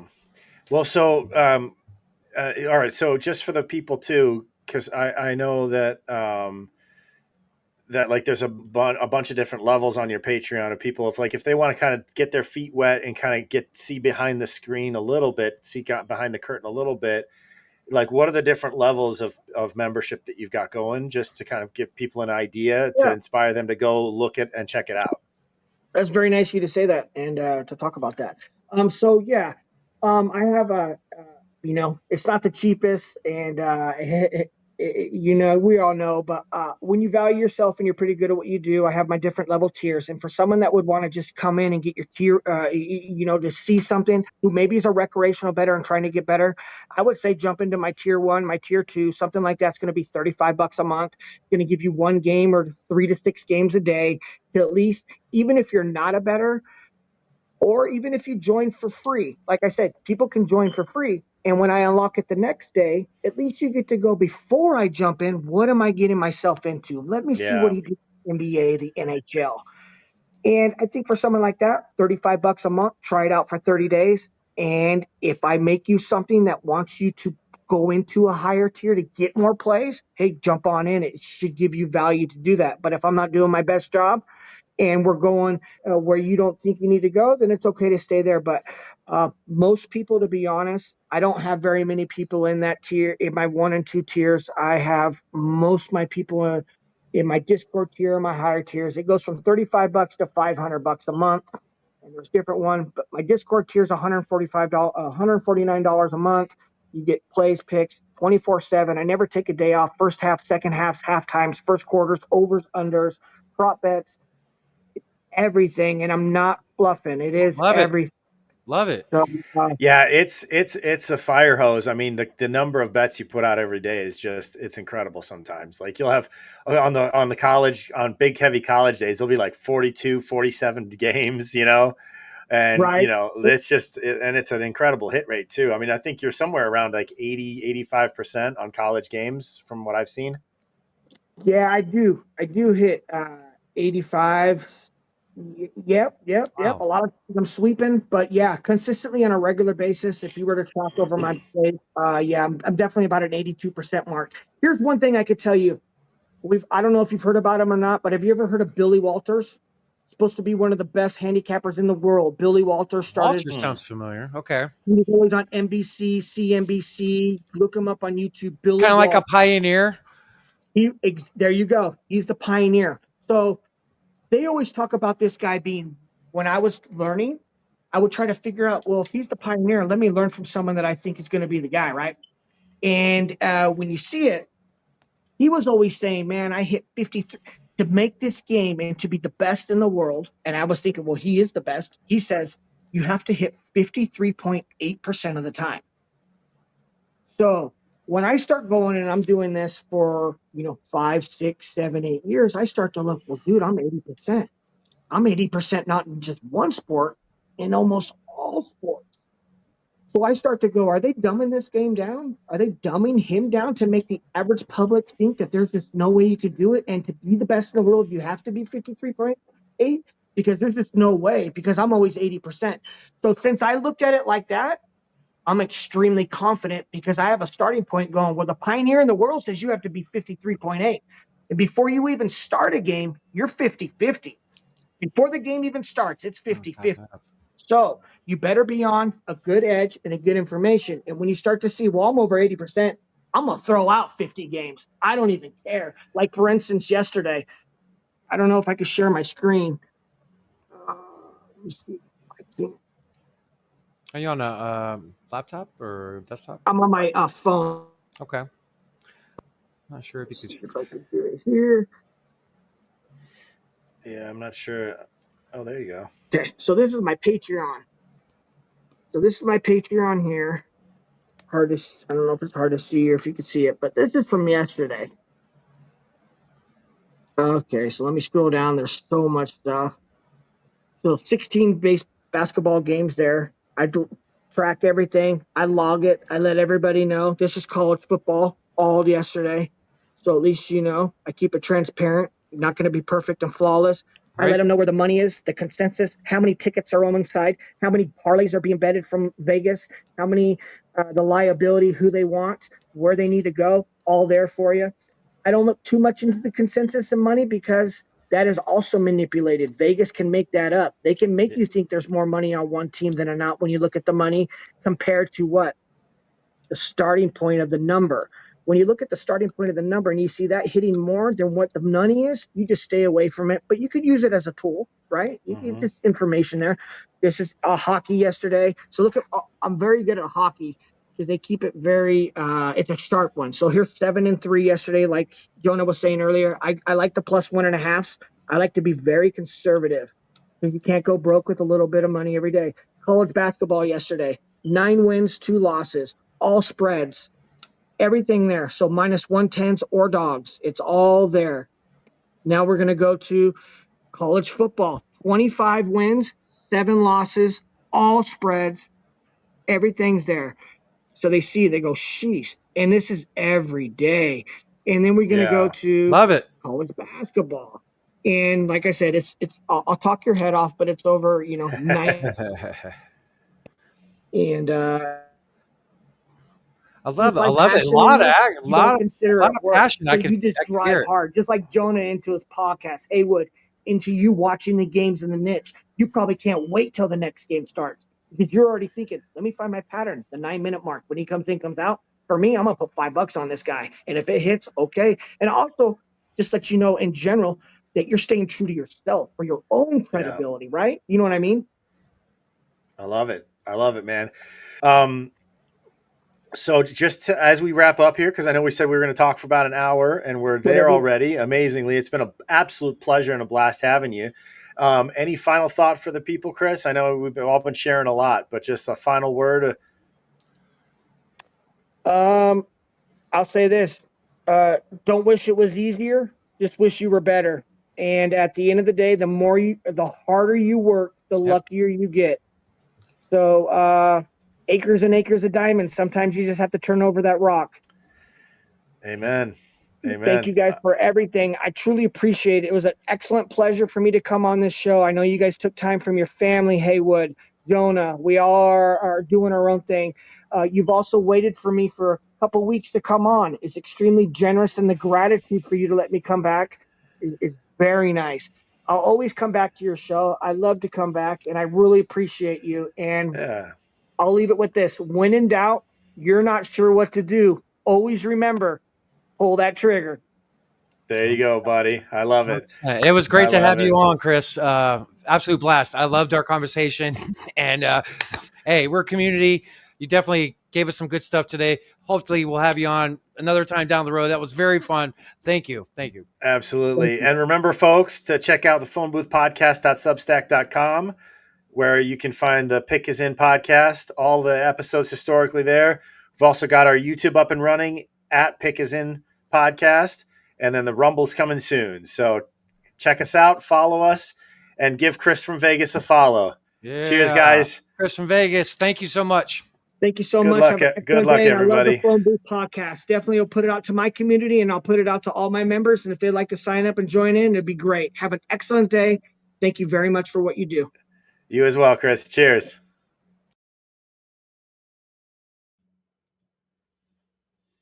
All right. Jonah, what's up, brother? Well, that was a lovely conversation, wasn't it? That was awesome, dude.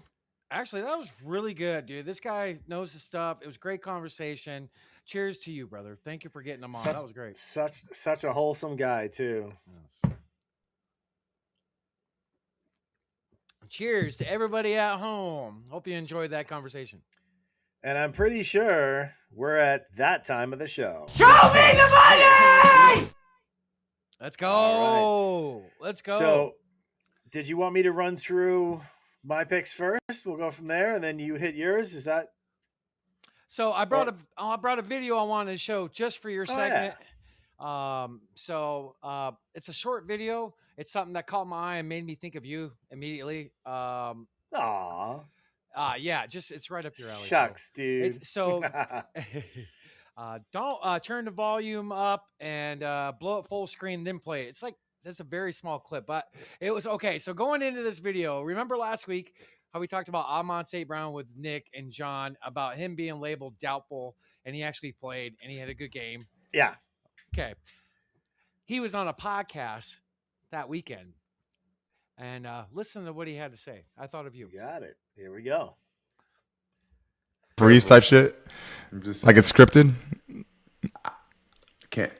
Cat got my tongue. I can't say. Oh, okay, interesting. He's trying to tell you something. Can't say anything.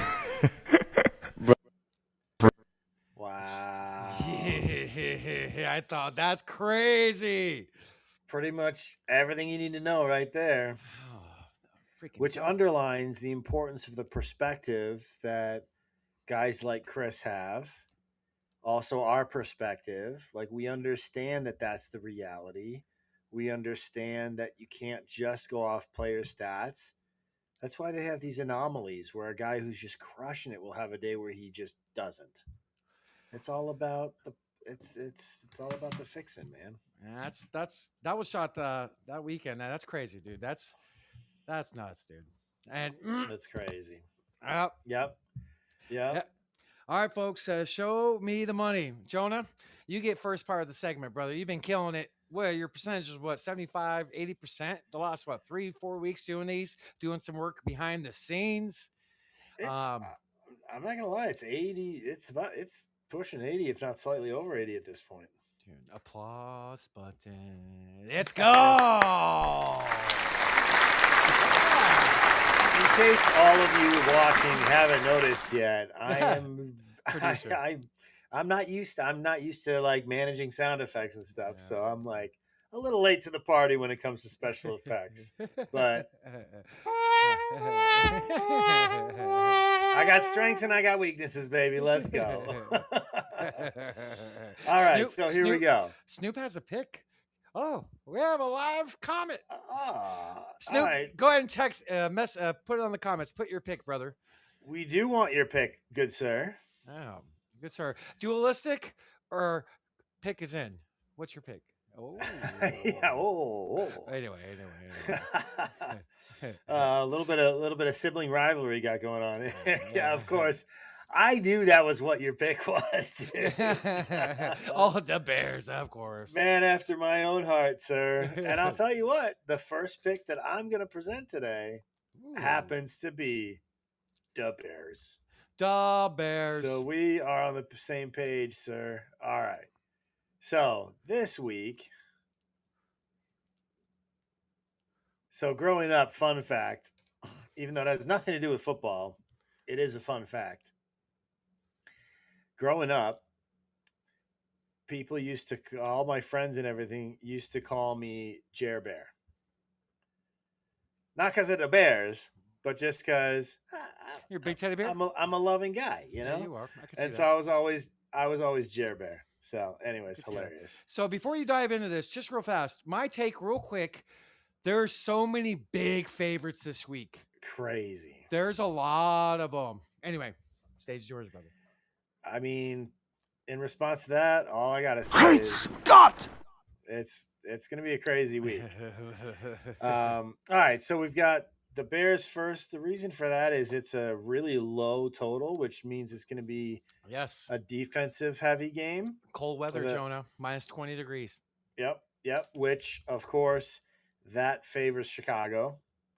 But then also there's been trending the Bears defensive dominance narrative in the social media, but also the referee Carl Sheffers favors Chicago. So high confidence on that one. Ravens, divisional road favorite. Their high total suggests a shootout favoring the better team objectively, and the referee strongly favors Baltimore in this rivalry.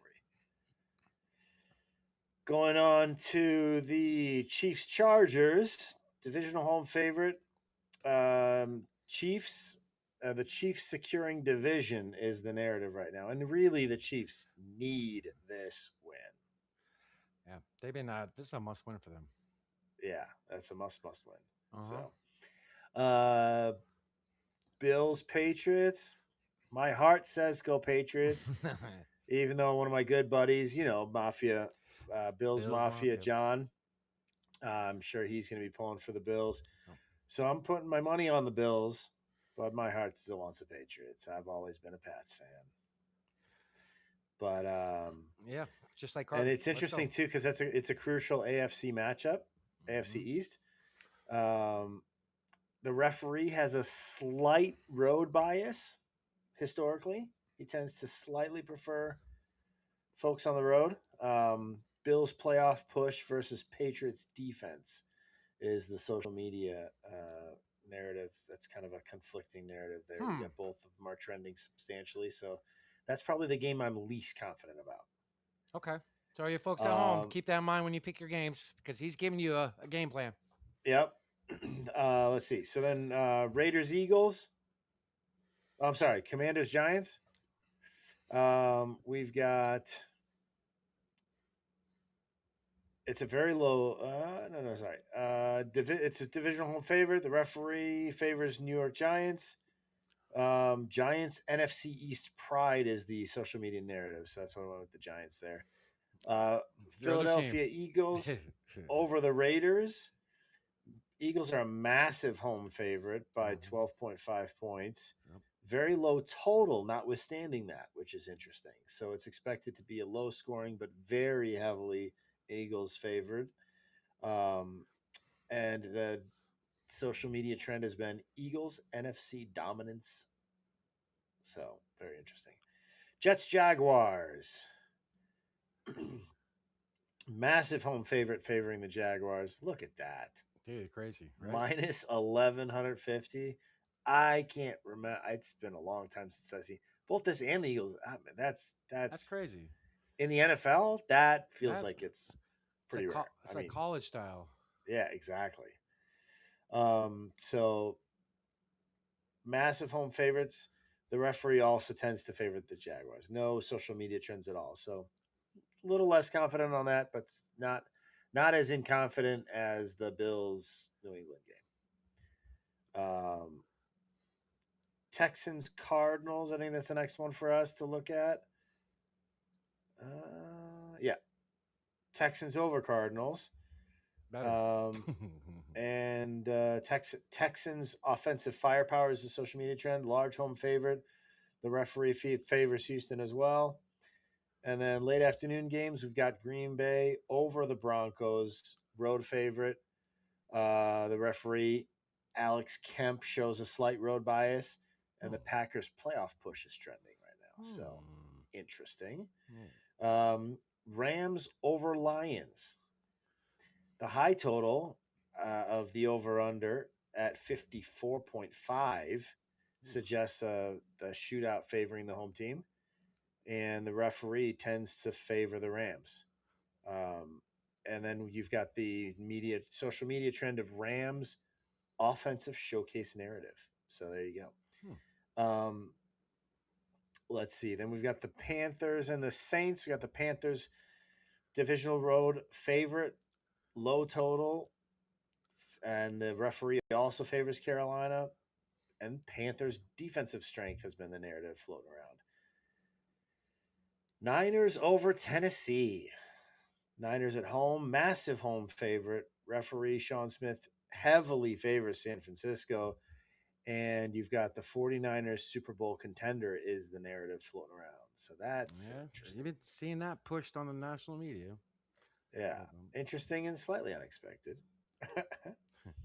Then we've got Colts Seahawks here. Let's see. Seahawks to win. Massive home favorite again. Referee favors the Seahawks, and Seahawks home field dominance is the narrative. And then Vikings lose to the Cowboys. Their primetime home favorite. The referee favors Dallas historically.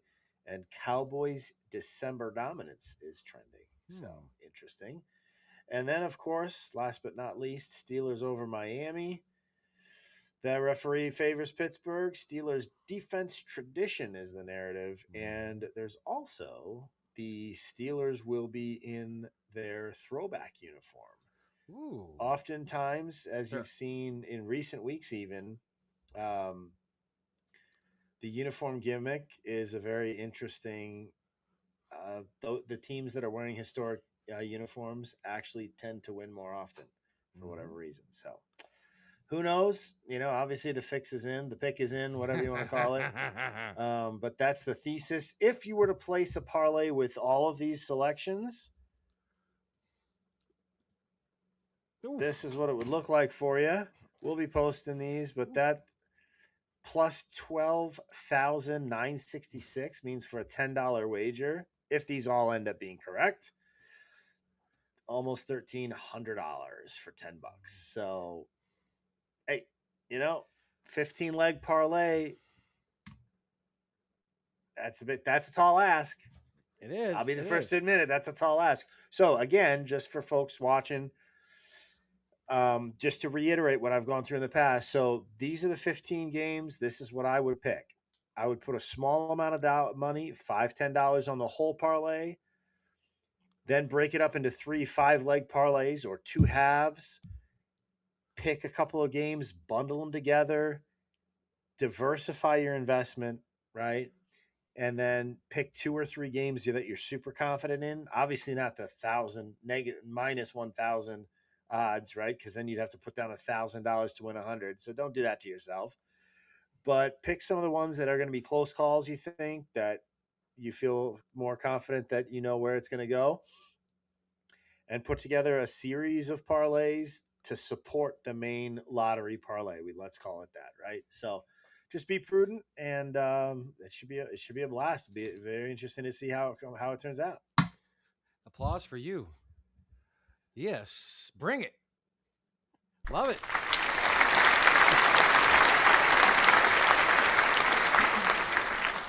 All right, Haywood. You've been hot, brother. I'll cheers to that. Cheers to the heat, baby. Yeah. Double shot of show me the money. Why not? Let's do it. There we go. Let's do it. Show me the money! All right. Whatever one you want to put up first. Actually, yeah, it's just not the last one. All right. The Jonah, I'm reaching. I love a good reach. Okay, but all right. I'm not gonna jinx myself, but if this game, okay, so you mentioned this game being high scoring. In my opinion, it could be one of the highest scoring games of the year. Rams and Lions could be shootout fireworks. So I am living it up here. I usually don't do something like this, but I really, really feel it, and I'm way overdue for one of these. So I'm going to post it out there. I'm going to put it out there. 25 to win 250. 9 to 1 odds. Put $25. That's 0.25 bands. We've been building our bankroll, folks. And when you feel the edge, we're going for it. So we're going to win a couple bands on this one, hopefully. That's what we're trying to get you. 250 is the payout. It's for each team to have a touchdown and a field goal in each half. Man, none of these. I haven't hit one of these in a few weeks. I'm so overdue. So I like this. I like that you start off with this. I like it. I like this bet as well. I think this is a very interesting bet, especially since it's going to be a shootout. My only hesitation in this, again, I think this bet's going to hit, just for the record. But the only reason I think it wouldn't hit is if one team or the other doesn't get a field goal in the first or the second half. because Yep. I feel like there's going to be a lot of touchdowns. It's going to be a very touchdown Agreed. heavy game. So one thing What to was add, to our listeners. So I follow FanDuel every week on this bet for high scoring games. They are the leader in this category. They don't have this posted on this game. That's the first time all year I did not see that. Really? So I got this at DraftKings plus 900. So FanDuel usually always is the one to go to for this bet. They don't even post it, Jonah. So I think there's a little edge in this. Oh, snap. Interesting. That's actually a very clever observation. Thank you. Because why would they not have a prop bet that they always have, unless they were confident that it was going to hit and they'd be giving up a lot of money? Yep. So during the recording, I checked every game on FanDuel. This bet's up there except this game. So I love it, man. It's crazy. So we're going to lead off with that one. It's a risk, but I'm shooting for the stars. We got a little bankroll. Let's get it. Next bet, Jonah. Let's do it. All right. Okay, my poor Cardinals are giving up a crap load to running backs on the ground. The stats are ridiculous. I'm going to go over teams running back rushing as a total against my Cardinals the last few games. 253 last week, 69, okay, a little lower, 105, 161, 86, all yards by the main running back. So I'm going to ride this. This is close to my bet of the week. Woody Marks over 77.5 yards. So I shopped all the books. DraftKings is the best odds at minus 111.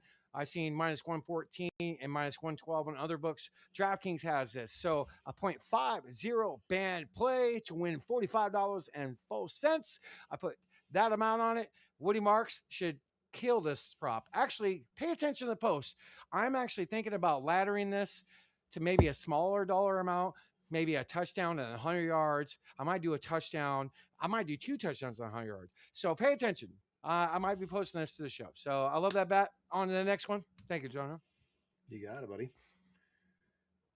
All right, so I put 0.30 bands, $30. Bands are units. It's a Haywood term I took from Snoop Von Poop. Thank you very much. 57-27 is what you win. So you mentioned a low total on this game. I mentioned the weather. It's supposed to be minus 20 degrees there. So if the weather was not supposed to be this cold, I would probably put 0.5 band, $50 on this. I feel very confident. So Shadur Sanders is taking over the last few weeks, and the only guy he throws to is Harold Fannin. That's what it seems like. I think he's going to kill this, but hopefully the weather doesn't interfere with that. It's going to be cold as heck. It's harder to play in cold than most elements. Right. That's Being what from Chicago's Chicago. all about, baby. Yeah. I could play in 115. I could play in rain, but cold is crazy. So next bet. So Carolina Panthers against the Saints. Saints have been playing a lot better lately. Carolina has been rolling. One of the surprise teams of the year in the NFL. This line is not right. That's why I'm attacking it. This is to possibly help them win the division. They've been rolling. It's a straight line. It's not an alt line whatsoever. So minus 2.5 Carolina. So what that means, Carolina has to win by at least a field goal to win this bet. The best odds are at Bet365. I shopped all the books. Minus 120. Most books are 122, 130. So go there for your shop. I put $50, a 0.50 bands. That wins 91.66. You should get this. They should get this. Actually, I might put a little bit more on this, but I'm attacking this line. It should not be this low. They think it's going to be close. I could see it being close, but they're going to win, and they're going to win by a field goal. So that's one bet I like. Next bet, my friend. All right. Notice a trend. Anybody been watching? You know my boy Trey McBride. I always talk about him, but he's won us money. Let's tail it. He's now 16 games straight with 5 catches. So 3-leg alt line on 2 of them. So McBride, I'm a little worried about Houston's defense. That's why I don't have Brissett on this ticket. Brissett's been one I've been pairing with it every week, and we've been killing it and hitting it every week. Houston's defense is, it's pretty scary. Their secondary is loaded. So I'm going to stay away from Brissett. But on my cut, I really think McBride will get the underneath stuff a lot better because their corners are a heck of a lot better than their inside safety. So Trey McBride, 5 catches. Look at the odds. It's not great just for that line. It's minus 650. So that's why it's alt lines compared with something else. Now, Joe Burrow. Baltimore playing Cincinnati. Burrow in 3 straight games against the Ravens has had at least 2 touchdowns against them. They've been rolling with him. He looks a lot better with the team. The offense definitely as a whole looks a lot better, but he looked great last week. So Joe Burrow will chew. The regular line's 2.5. That's at plus money, but if you feel like he's going to get 3, you could possibly do that. But I'm going safe here, so I got 2. And then I had to pair it with something else to get a decent payout, Jonah. So the Niners money line, just straight up, what was it, like 12, 13 point favorite, something crazy. So just a money line win. So I did 3 safe things to make the final odds at minus 119. So again, it's minus 18 cents for every dollar you place on it. I put a 0.50 bands, $50. You win $92.29, and that is one of my bets. And this is your bet of the week, if I remember correctly. Thank you, sir. Dun, dun, dun. This will be it. All right. That's what we got cooking. Allegedly. Shout out to Jim Rome. Shout out to Jim Rome, the great Jim Rome. The great, yeah. I love it. Hey, should we try to reach out to Jim Everett and have him on? No, I'm just kidding. I love it, man. Applause, Jonah. Let's go. Let's go. So those are the picks for you guys this week, everybody. So I know we had a great interview. There's some picks we feel pretty good about. Again, watch the post on Twitter or X, whatever. It'll always be Twitter to me. But watch the post because underneath we'll be placing our bets. If there's any live bets we take or any other updates to bets, we'll be sharing those throughout the day tomorrow. But in general, watch underneath this post. We're gonna be dropping those screenshots that we just shared with you, the images. But yeah, I appreciate all of you guys hanging out tonight and tuning in. Thank you all for listening. I'm sure you all enjoyed MaknPlayz, and Chris from Vegas, just a fantastic gentleman. And I know he shared the link to this stream on his Patreon. So salute to all the ducks out there who follow Chris and his Patreon, but such a good dude. But Haywood, any final thoughts for the folks before we wind this down? So extremely grateful, people. Thank you for watching. Grow or die. Phone Booth Productions. That's our motto. We're growing, baby, and it's because of you. Because of you guys. Yes, sir. Thank you for the support. Every Saturday night, live on Twitter. Don't forget to go to phoneboothpodcast.substack.com. Go like, subscribe. We have a $5 subscribe option if you really want to do it, but most of the content there is free. And then don't forget to go to the YouTube at The Pick Is In Podcast. Give us a subscribe. It means the world. So thank you, everybody that tuned in. We had another great show, another great guest. Good job, Jonah. And to